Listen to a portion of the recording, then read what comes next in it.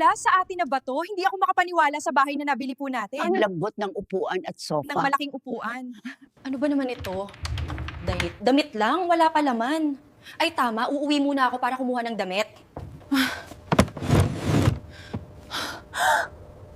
Ano to? Walang laman ang drawer. Anong gagawin natin? Tulong! Ninakawan kami. Nawala ang mga damit namin. Manong, may nakita ba kayo dito pumasok sa bahay namin? Matagal na ako dumaan dito, wala naman nagtangkang pumasok sa bahay nyo. Lola, kailan po kayo nagbalot ng damit? Ay, oo nga pala. Gumagamit lang pala ako ng mahika para magbihis. Lola, nakakatawa talaga tayo. Akala natin ninakawan Wala na tayo. tayong niligpit. Bukas ng umaga, Lola. Pagising natin, aalis na tayo. Oo, Jess. Babalik na tayo dun sa magandang bahay. Lord, salamat po sa masasarap na pagkain. Kami po ay mabubusog at lalo pa kaming mabubusog pag nasa bahay na kami. Amen. Sorry ho. Pasensya na kayo, nabundol ko po kayo. Nagutom na kasi ako. Busog na po ba kayo? Anong yung pangalan? Ako po ay si Faith. Maraming salamat dahil pinakain niyo ako at ang dalawang anak ko. Dito na po kayo titira. Kahit papaano, may masisilungan na po kayo. Maraming salamat sa inyong kabutihang loob. Hara Diyosa, Donna, napatawag ka? Pumarito ka at bumalik sa galaksya. Importante ang pag-uusapan ngayon na. Aalis na ako. Huwag kang mag-alala, babalik ako. Mag-iingat po kayo. Hihintayin ko po ang pagbabalik nyo. Yes! Magagawa ko na bukas sa magpapaayos at magpapaganda at bibili ako ng magandang damit. Excited na ako bukas! Yeah. Handa ako. At gigising ako ng maaga para magpapaganda. Yehey! Umaga na! Yahoo! Mag-ayos na ako! Ang lamig! Ang sarap maligo! Ayan, katatapos ko lang maligo, dapat maayos ang kwarto ko bago ako aalis. Nagutom ako. Ano kayang ulam ang meron sa kusina? Ay, walang laman. Bakit kaya hindi naglagay ng laman si Lola Tricia? Kumusta na kaya siya? Tingnan ko nga ang kaldero kung may laman. Okay na to, kahit papaano, may laman din ang tiyan. Hugas muna ako ng kamay bago kumain. Wow, ang sarap naman ito.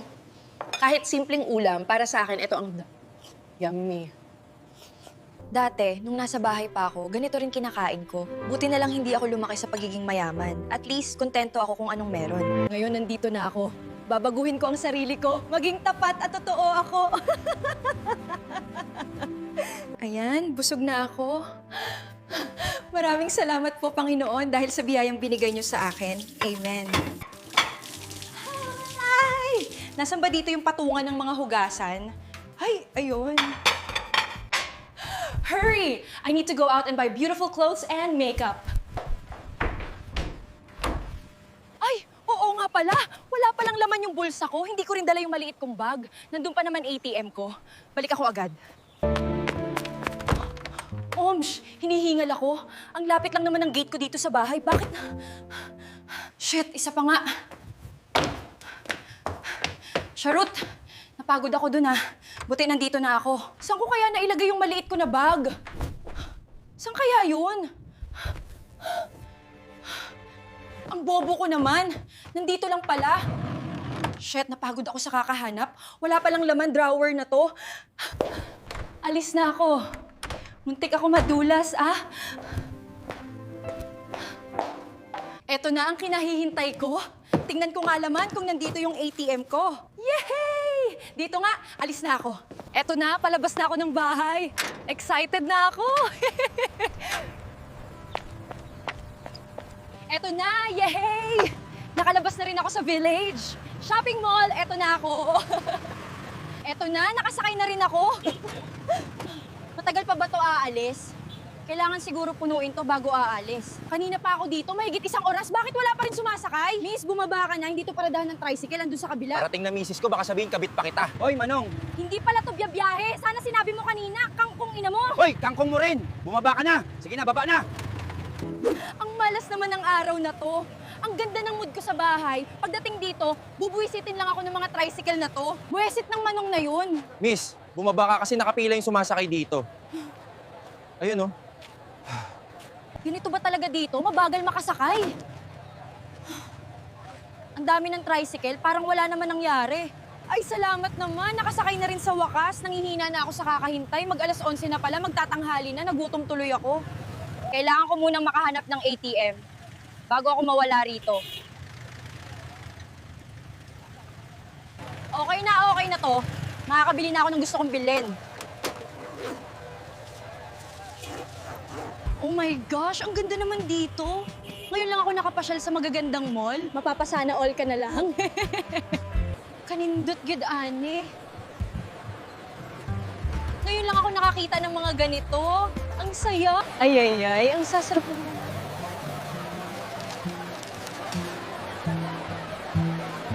Bakit kaya sila ganyan makatingin? Nagagandahan ba sila sa akin? Kinilig naman ako. Ang dungis mo, ate. At ang pangit mo pa. Ang sama ng ugali ninyo. Akala nyo naman mga gwapa o gwapo? Babati rin ako.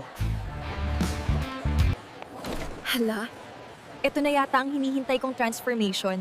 Baka dito na matutupad ang pangarap kong gumanda.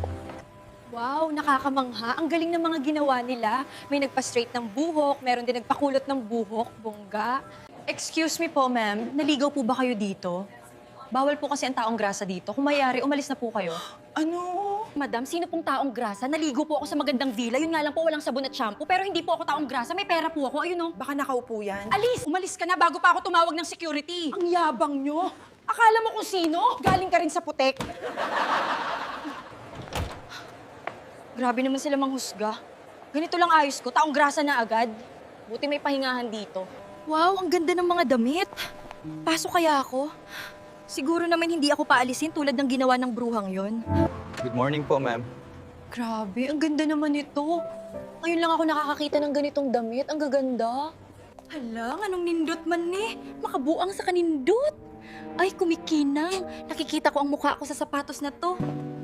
Ma'am, siguro naman hindi niyo ko paalisin dito gaya sa kabila. Bibili po ako. Magkano po yung sapatos na yan, ma'am? Hindi po kita papaalisin, ma'am. Mabait po ako. Ang presyo po niyan ay nasa 50,000 pesos.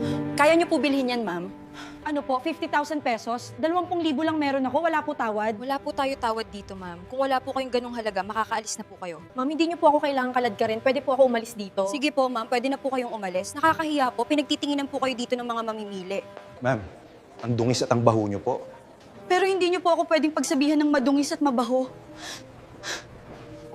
Ay, ang ganda naman pala dito. Marami kang mabibili. Pasok kaya ako dito sa isang to. Ali, pwede po ba ako makabili nitong damit?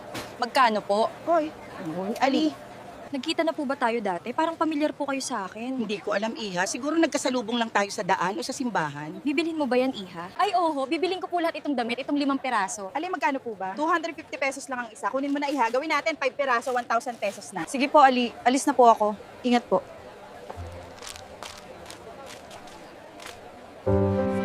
Mahal, kumain na tayo, tanghali na. Bakit malungkot ka yata? May problema ba? Parang pamilyar sa akin yung bata na yun. Sana hindi ako nagkamali sa paghahanap sa kanya. Ang gaan ng pakiramdam ko sa kanya, naalala ko tuling sila. Nasaan na kaya siya? Buhay pa ba sila? Sana hinahanap na nila ako. Move on ka na, tulala ka dyan. Bumili ka pa bango, oh. Ayan, madami na ako nabili. May damit at sapatos na ako, pabango, sabon at shampoo. Siguro tama na to, makauwi na ako. Makaalis na ako dito sa Tianggihan. Kailangan ko hanapin ang paradahan ng tricycle. Saan ba dito yung highway? Excuse me po, kuya. Saan po dito paradahan ng tricycle? Doon, miss, sa may talipapa. Pasok ka doon, may makikita kang paradahan ng tricycle. Maraming salamat po, kuya. Oh, finally, I'm at the public market. I walked so far, huh? I wonder where I ended up, away from the mall and market. Mamang driver, pakibaba na lang po ako sa terminal ng villa. Maraming salamat po. Ay, salamat! Nandito na rin ako sa villa. Makababa na ngayon, malayo palalakarin ko.